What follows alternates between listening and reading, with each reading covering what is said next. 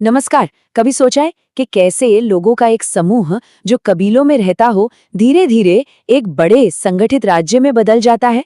आज हम प्राचीन भारत के ठीक इसी सफर को समझने वाले हैं, नदियों के किनारे से लेकर पहले शासकों के उदय तक। तो चलिए सबसे बुनियादी सवाल से ही शुरू करते हैं। आखिर वो कौन सी चिंगारी होती है, वो कौन सी प्रक्रिया है जो एक बिखरे हुए समाज को एक साम्राज्य की शक्ल दे देती है? ये कहानी दरअसल पहचान, शक्ति और जमीन के नियंत्रण की है। और जानते हैं, भारत के संदर्भ में इस सवाल का जवाब छिपा है नदियों में। किसी भी सभ्यता की तरह यहाँ भी कहानी की शुरुआत भूगोल से होती है। जीवन का आधार और राजनीति की पहली लकीरें सब कुछ नदियों ने ही तय किया। तो चलिए अपनी कहानी की शुरुआत करते हैं प्रारंभिक वैदिक काल से, एक ऐसी दुनिया से जिसे 7 नदियों की भूमि के नाम से जाना जाता था।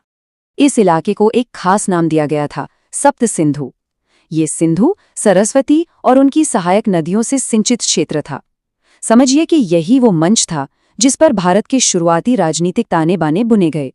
और हाँ, ये नदियां सिर्फ पानी का सोर्स नहीं थीं, वो पवित्र थीं, पूजनीय थीं। देखिए ऋग्वेद में सरस्वती नदी के लिए क्या कहा गया है? सर्वश्रेष्ठ माँ, सर्वश्रेष्ठ नदी, सर्वश्रेष्ठ देवी। इससे पता चलता है कि उस जमाने में भूगोल और आस्था एक दूसरे में कैसे गुंथे हुए थे।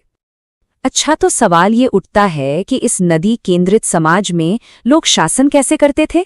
चलिए अब उनकी राजनैतिक संरचना पर नजर डालते हैं, जो कि एक जनजातीय व्यवस्था थी। उनकी व्यवस्था ना बड़ी सीधी सादी थी, जो रिश्ते नातों पर आधारित थी। सबसे छोटी इकाई थी कुल, यानी परिवार। कई परिवार मिलकर बनाते थे एक ग्राम। कई ग्रामों से बनता था विश, यानी एक कबीला। और इन सब की सबसे बड़ी राजनीतिक इकाई थी जन, मतलब जनजाति। और ये समझना बहुत जरूरी है कि जन एक क्षेत्रीय पहचान नहीं, बल्कि एक वंश की, एक जनजाति की पहचान थी। अब इस जन का एक मुखिया तो होता था, जिसे राजन कहते थे। लेकिन दिमाग में आज के राजा वाली तस्वीर मत बनाइएगा। ये राजन कोई सर्वे सर्वा नहीं था। उसकी शक्ति बहुत सीमित थी। उसका मुख्य काम था लड़ाई के वक्त कबीले की रक्षा करना, और जो भी माल जीता गया हो उसे सबके बीच बांटना। और सबसे दिलचस्प बात, ये जरूरी नहीं था कि राजा का बेटा ही अगला राजा बने। तो अगर राजा इतना शक्तिशाली नहीं था, तो फिर असली पावर किसके पास थी? वो थी इन सभाओं के पास। एक थी सभा, जिसमें कबीले के बड़े बुजुर्ग और खास लोग सलाह मशवरा करते थे, और दूसरी थी समिति, जो एक आम सभा की तरह थी। ये संस्थाएं दिखाती हैं कि तब शासन में लोगों की भागीदारी थी, एक तरह का शुरुआती लोकतंत्र कह सकते हैं। लेकिन जैसा कि हमेशा होता है, चीजें एक जैसी नहीं रहती। एक बहुत बड़ा बदलाव आने वाला था। एक ऐसा बदलाव जिसने इस पूरी जनजातीय व्यवस्था को जड़ से हिलाकर रख दिया। चलिए उस महान पूर्वी बदलाव को समझते हैं। और इस बदलाव के पीछे ना 2 बड़े कारण थे। पहला, लोहे जैसी एक नई टेक्नोलॉजी का आना, जिसने जंगलों को साफ करना और गहरी जुताई करना मुमकिन बना दिया। और दूसरा, गंगा यमुना के बेहद उपजाऊ मैदानों की तरफ बढ़ना। इन दोनों चीजों ने मिलकर एक नई आर्थिक हकीकत पैदा की, जिसे हम कहते हैं कृषि अधिशेष। मतलब पहली बार जरूरत से ज्यादा अनाज पैदा हो रहा था। अब सुनने में तो ये बहुत अच्छा लगता है ना, ज्यादा खाना, बड़ी जमीन। लेकिन इसने नई मुश्किलें खड़ी कर दी। इतने बड़े इलाके को संभालना कैसे है? इस अतिरिक्त अनाज का क्या करना है? इसे कैसे सुरक्षित रखना है? इन नए सवालों के जवाब पुरानी व्यवस्था के पास नहीं थे।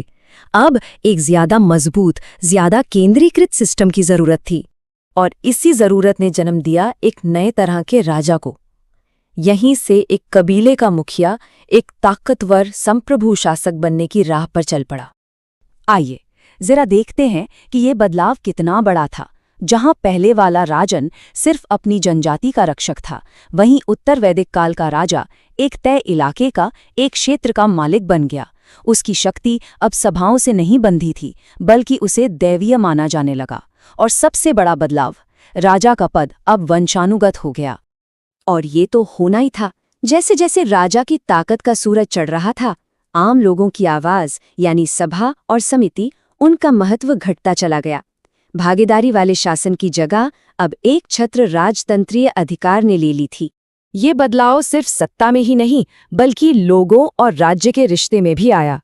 इसका सबसे बड़ा सबूत है बलि। पहले बलि एक तरह का स्वैच्छिक उपहार था जो लोग अपनी मर्जी से राजा को देते थे, लेकिन अब ये एक अनिवार्य टैक्स बन गया जो खेती की उपज पर नियमित रूप से वसूला जाता था। ये एक बहुत ही बड़ा फर्क था। तो कुल मिलाकर इस पूरे बदलाव का नतीजा क्या निकला? ये सिर्फ एक राजनीतिक बदलाव नहीं था, ये पहचान का बदलाव था, जनजाति से क्षेत्र तक का सफर। आइए इसकी विरासत पर एक नजर डालते हैं। इस टेबल में हम इस पूरे सफर का सार देख सकते हैं। राजनीति की प्रकृति जनजातीय से बदलकर क्षेत्रीय हो गई। राजा सीमित अधिकारों वाले मुखिया से एक वंशानुगत और शक्तिशाली शासक बन गया। शक्तिशाली सभाओं का पतन हो गया। स्वैच्छिक उपहारों की जगह नियमित टैक्स ने ले ली। और हाँ, इस टैक्स को वसूलने और राजकाज चलाने के लिए एक शुरुआती नौकरशाही यानी अफसरों का सिस्टम भी बनने लगा। और ये सिर्फ एक दौर का अंत नहीं था, बल्कि ये एक नए विशाल युग की शुरुआत थी। इसी बदलाव ने, इसी नई व्यवस्था ने भारत के पहले बड़े और संगठित राज्यों, जिन्हें हम महाजनपद के नाम से जानते हैं, उनके लिए जमीन तैयार की। एक मजबूत राज्य की पहली ईंट यही रखी गई थी। तो कहानी ये है कि एक राज्य का जन्म कैसे हुआ, लेकिन जाते जाते ये हमें एक बहुत दिलचस्प सवाल के साथ छोड़ जाती है। इस प्रक्रिया ने यकीनन एक शक्तिशाली साम्राज्य की नींव रखी, लेकिन क्या इस विकास की दौड़ में कुछ पीछे छूट गया? एक सरल भागीदारी वाले जनजातीय समाज से एक जटिल केंद्रीकृत राज्य बनने के सफर में हमने क्या खोया और क्या पाया, इस पर जरूर सोचिएगा।